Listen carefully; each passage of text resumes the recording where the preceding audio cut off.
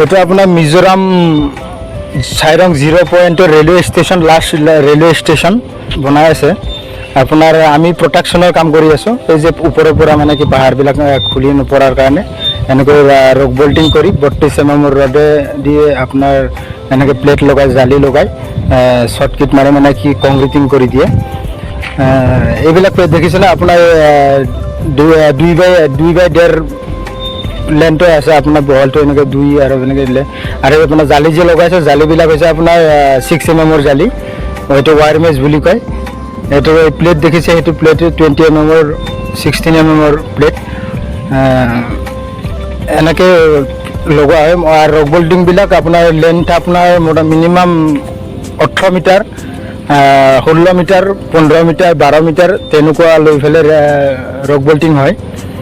Rock বল্টিংবিলাক আপোনাৰ বহলটো থাকে আপোনাৰ 1.5 মিটাৰ বাই 2 মিটাৰ, কেতিয়াবা 1.5 মিটাৰ থাকে কিছুমানত 2 মিটাৰ থাকে। আৰু এইপিনে আপোনাৰ ভাৰ্টিকেলটো আপোনাৰ 2 মিটাৰ থাকে। এইপিনে দেখিছে এইবিলাক আগতে আমি এইবিলাক হৈ গৈছে, শ্বৰ্টকিট মাৰা হৈছে। আৰু এইটো মেচিন মেনুৱেলি মেচিন, এনেকৈ মিলাৰেদি মাল আনি ইয়াত ঢালি দিয়া হয়। লগতে হাৱা লাগে আপোনাৰ, হাৱাৰ প্ৰেছাৰেদি আপোনাৰ এইপিনে শ্বৰ্টকিট মাৰা আপোনাৰ আগতে দেখাইছে আগৰ পিনে।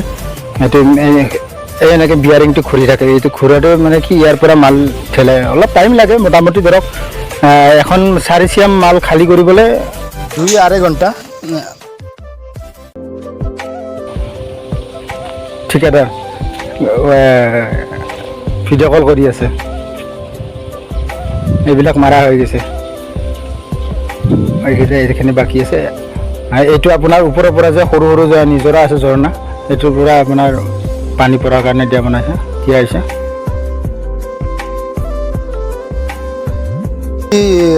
কোনোবা বন্ধুৱে এনেকুৱা প্ৰটেকশ্যনৰ কাম কৰিছে তেতিয়াহ'লে কমেণ্ট কৰি জনাবচোন।